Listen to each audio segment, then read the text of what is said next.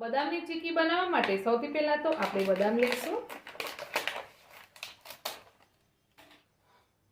તો મેં અહીંયા બદામનું 500 ગ્રામનું પેકેટ લીધું છે।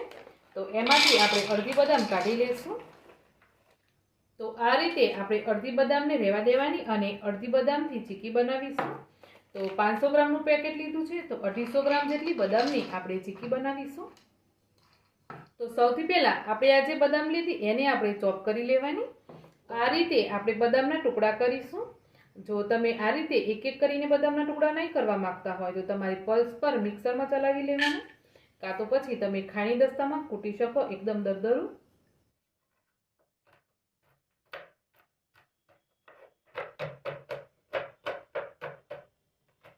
તો અહીંયા એક બદામના 4 થી 5 ટુકડા થાય એટલા ટુકડા કરી લેવાના।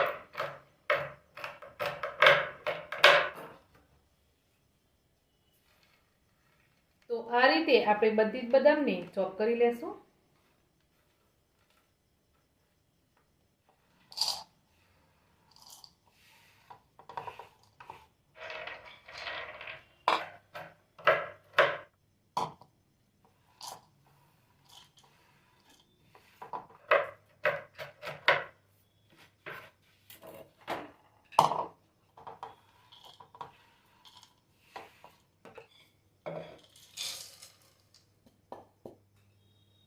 તો આ રીતે આપણે બધી જ બદામને કાપી લીધી।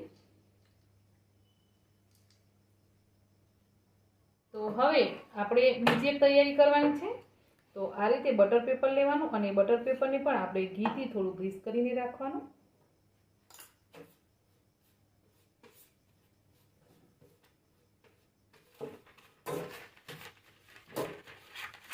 બટર પેપર ના હોય તો તમે આ રીતે થાળીને પણ ગ્રીસ કરીને રાખી શકો। થાળીને પણ ગ્રીસ કરી લઈએ। તો શરૂમાં જ્યારે ગરમ હોય ને ત્યારે એને થાળી પર લેશું અને થોડું ઠંડુ થાય પછી એને આપણે બટર પેપર ઉપર લઈ અને વણી લેવાનું। આ રીતે થાળી અને બટર પેપર બંનેને આપણે ગ્રીસ કરીને તૈયાર રાખવાના। હવે ગેસ ચાલુ કરી અને કઢાઈ રાખી દઈશું। ત્યાર પછી આપણે ગોળ લેવાનો। તો બદામ આપણે 250 ગ્રામ લીધી છે તો ગોળ મેં 200 ગ્રામ જેટલો લીધો છે અને ગોળને આ રીતે ઝીણો સમારી લીધો છે। આ રીતે ગોળને આપણે ઝીણો સમારીને લીધો છે અને બદામ છે એ 250 ગ્રામ છે તો ગોળ આપણે 200 ગ્રામ લીધો છે। તમે ગોળ પણ 250 ગ્રામ લેવો હોય તો લઈ શકો। હવે ગોળમાં 1 ચમચી જેટલું પાણી એડ કરી દેશું।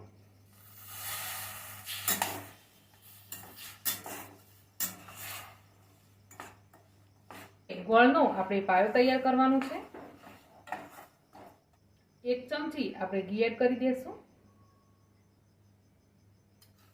1 ચમચી ઘી એડ કરવાથી આપણી જે ચીકી બનશે એકદમ શાઇની બનશે અને ટેસ્ટમાં પણ સારી લાગશે।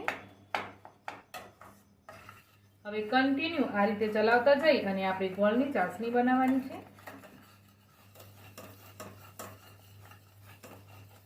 ગોળની ચાસણીમાં એકદમ ફૂલ પડવા માંડ્યા છે કે વચ્ચે વચ્ચે તમારી ગોળની ચાસણીને ચેક પણ કરવાની છે। તો વાડકીમાં થોડું પાણી લઈ અને ચાસણી લેશું અને આ રીતે ચાસણીને ચેક કરવાની। તો હજુ એકદમ તાર બને છે, મતલબ કે આપણી ચાસણી છે ને એ તૈયાર નથી થઈ। ચાસણીને બનતા 10 મિનિટ જેટલો ટાઈમ થઈ ગયો છે અને વચ્ચે વચ્ચે આપણે 2-3 વાર ચેક પણ કર્યું। તો હવે ગોળનો કલર પણ એકદમ ડાર્ક થવા આવ્યો છે। તો ફરીથી આપણે એકવાર ચેક કરી જોઈએ અને જ્યારે પણ તમે ચાસણી ચેક કરો ત્યારે તમારી ફ્લેમને ધીમે કરી દેવાની। તો હવે જે આપણે ગોળ ચેક કર્યો ને એ કંઈક આ રીતનો હાથમાં આવે છે।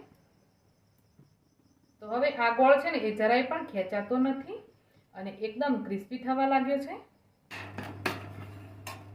આ રીતે આપણે પ્લેટમાં નાખીએ તો ખ્યાલ આવશે। તો એ રીતે ગોળને ક્રિસ્પી થવાનો અવાજ લાગે ત્યાં સુધી આપણે ચાસણી બનાવી લેવાની। હવે આપણે ફ્લેમને બંધ કરી દઈશું અને આ જે બદામ ચોપ કરી એ બદામ એડ કરી દેવાની। બદામની ચાસણી સાથે મિક્સ કરી લઈએ।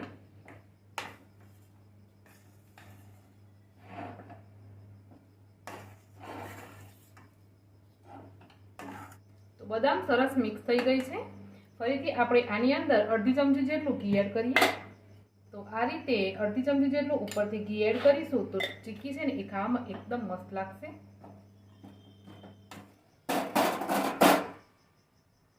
તો ચીક્કીને પહેલા આપણે જે થાળી ગ્રીસ કરેલી એની ઉપર લઈ લેવાની છે.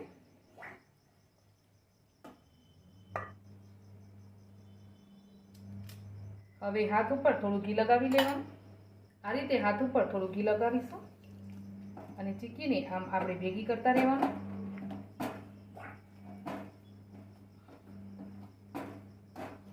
તો ચીક્કી થોડી ગરમ છે તો એને આપણે આ રીતે હાથને બચાવતા જઈ અને ફેલાવવાની છે. બટર પેપર લાવી દેશું હવે. તો જ્યારે થોડી ચીક્કી ઠંડી થાય ને પછી જ એને બટર પેપર ઉપર લગાવવાની. જો ગરમ ગરમ લગાવી દેશો ને તો બટર પેપર સાથે ચોંટી જશે. હવે બેલણ ઉપર થોડું ઘી લગાવી દેવાનું અને ચીક્કીને આપણે વણી લેવાની.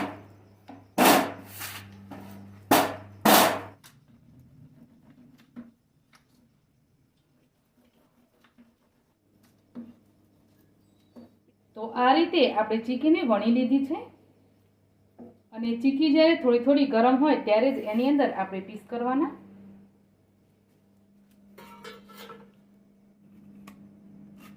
આ રીતે કટ માર્ક કરી અને આપણે એને ઠંડુ થવા દેવાનું. ત્યાર પછી એને કાઢી લેશું.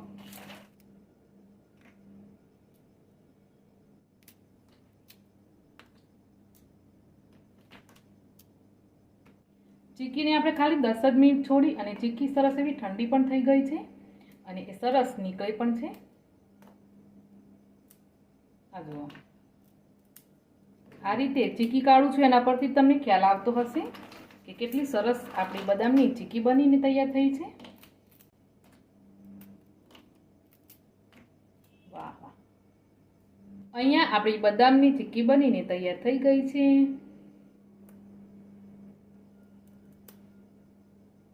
આ રીતે એકદમ ક્રિસ્પી ચીક્કી બની છે.